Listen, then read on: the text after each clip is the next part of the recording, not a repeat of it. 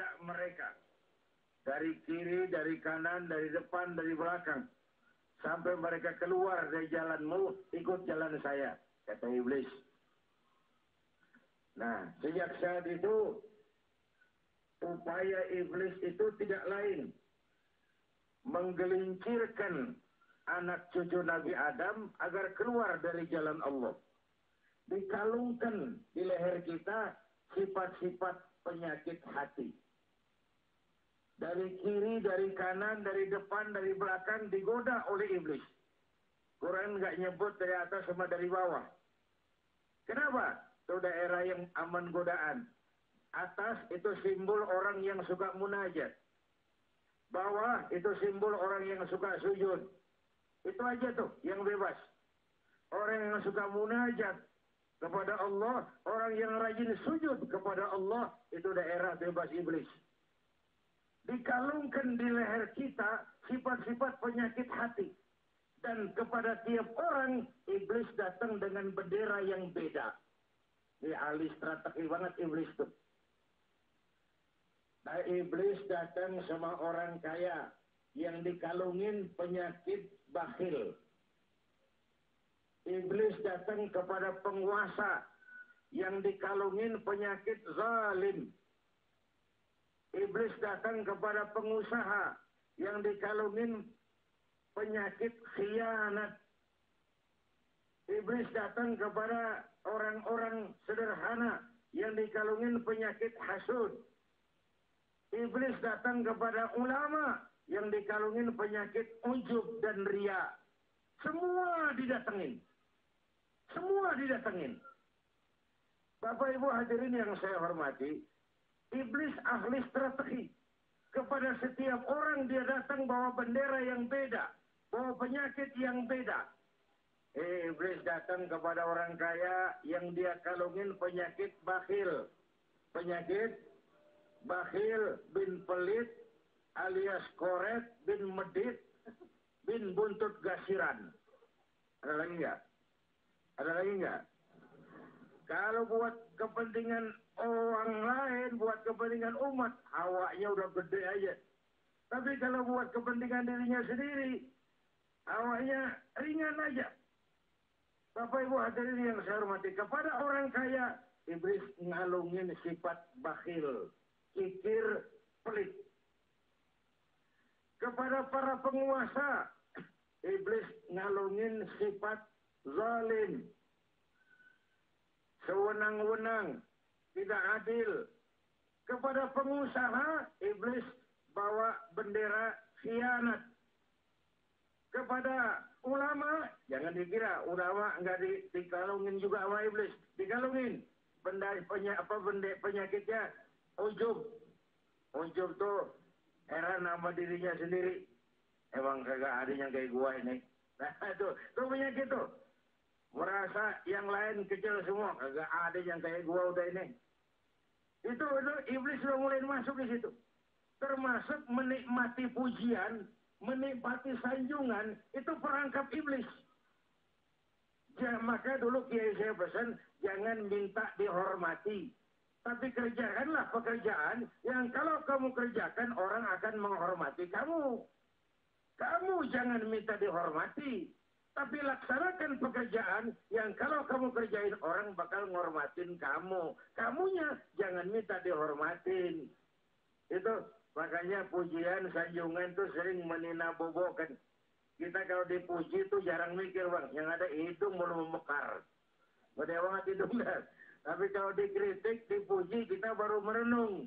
Baru dulu nih, zaman jahiliyah. Dulu, saya itu kan pernah memimpin partai. Dulu, zaman jahiliyah. Ada pelajaran yang saya petik. Apa? Saya 25 tahun di panggung dakwah. Nggak pernah dikritik orang, nggak pernah diinstruksi orang. Begitu memimpin partai, saban rapat diinstruksi. Ini lalu jadi penting buat saya. Oh iya ya, gua nggak selalu benar. Oh iya ya, kita perlu menghargai pendapat orang dong. Oh iya, jangan cuma mau didengerin, sekali-sekali dengerin dong. Oh iya ya, kita nggak selalu benar. Dari situ timbul sifat introspeksi. Bapak Ibu hadirin, karena itu Sayyidina Umar, kalau kumpul dengan para sahabatnya, sering nanya, kamu lihat saya pelit nggak? Kamu lihat saya sombong nggak? Kamu lihat pakaian saya khalifah apa kaisar? Kalau dikasih tahu, girang Sayyidina Umar. Nggak jarang yang ngasih tahu dikasih hadiah. Tuh bedanya Umar sama kita tuh. Kita mau dikasih tahu kekurangan kita ngambek. Marah banget, gua lu bilangin. Itu marah. Sayyidina Umar enggak, yang ngasih tahu dikasih hadiah. Kenapa? Beliau kasih contoh. Ibarat orang kasih tahu di baju kita ada ular berbisa, kita kan girang. Itu nyelamatin kita namanya. Itu sombong ular berbisa, bakhil ular berbisa, hasud ular berbisa. Bukan saja merugikan kita, tapi nguras amal kita sendiri. Kalau orang hasud, orang kaya kita iri, nular nggak jadi kaya? Agak bakalan. Ya, orang kaya kita katain, apa nular kita jadi kaya? Enggak, tapi kalau orang miskin kita katain, bisa nular tuh. Ini bedanya. Orang kaya kita katain, nggak bakal nular jadi kaya. Tapi orang miskin kita katain, tuh ada harapan tuh, bisa nular jadi miskin. Bapak Ibu dan pemirsa TV One, sombong sama pendiam itu memang beda, tapi hampir sama. Beda tapi hampir sama, karena orang yang pendiam terkesannya sombong, kan begitu tadi. Padahal enggak. Sombong dalam bahasa Arab tuh takabur, takabbaro ya takabbaru. Orang yang cenderung membesar-besarkan diri. Enggak gede sebenarnya, cuma dia gede-gedein.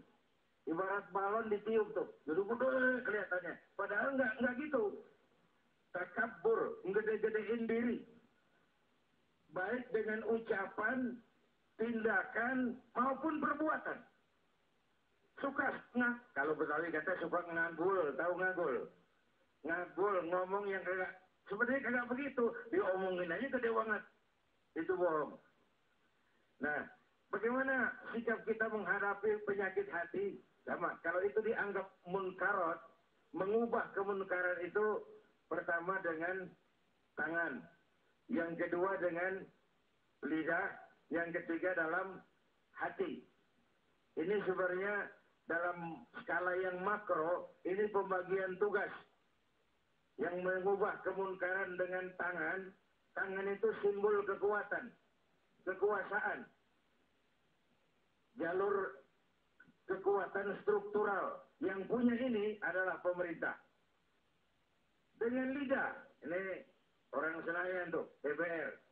Dia kan tugasnya ngomong tuh pada itu. Emang digaji supaya ngomong. Emang digaji supaya ngomong. Kalau dia kagak bener, ngomong. Emang digaji buat ngomong. Itu yang membatas kemunkaran dengan lidah tuh. Senayan, wakil-wakil rakyat. Kan tugas wakil rakyat itu kan mengantar rakyatnya menuju gerbang kesejahteraan. Itu janji Indonesia Merdeka. Cuma seringan yang nganterin nyampe duluan. Yang dianterin kejejeran di belakang, kedodoran. Lepas landas, banyak-banyak ketinggalan di landas, ada yang lepas. Bapak Ibu hadirin yang saya hormati, yang bertugas mengubah kemunkaran dengan lidah adalah wakil-wakil rakyat, para ulama, kiai, mubalik, ngomong. Lalu yang ketiga, dalam hati. Nih kita nih, rakyat kebanyakan. Ngomong kagak berani, kekuasaan kagak punya, pegel doang di hati. Jangan join sama yang munkar. Jangan kerja sama dengan yang munkar. Itu sudah yang paling lemah dalam hati. Perkara apakah penyakit batin bisa menular? Bisa. Nah, bisa. Oleh karena itu, gini dah. Kalau man asyarul asrafa asya musyarrafan wa mu'asyirul andadi ghairu musyarrafin. Awalam taral jildal haqir mukhabbalan bisagri lamma sara jildal mushaf. Dulu orang tua kita ngajarin begini, Bu. Bu. Kalau kita dekat tukang minyak wangi, sekalipun nggak dapat minyaknya, baunya kan dapat. Ya. Kalau kita dekat sama tukang elas, sekalipun nggak kena apinya, asapnya kan mampir. Ya. Kebergaulan. Kulit kambing, tahu kulit kambing? Kalau dia berteman sama Quran, jadi kantong Quran kulit kambing, dipakai minyak wangi, ditaruh di tempat yang tinggi, diambil dicium dulu. Kulit kambing yang rendah, berteman sama Quran, numpang mujur, ikut diciumin orang, ikut dihormatin orang. Iya. Tapi begitu tuh kulit kambing berteman sama kayu, jadi bedug. Zohor dipukul, asar dikembang. Itu salah milih teman doang tuh. Ya Bu ya. Yang temannya Quran disanjung-sanjung, yang temannya kayu atau seng lantaran jadi bedug. Gelap-gelap subuh orang pukulin udah. Gelap-gelap udah orang pukulin.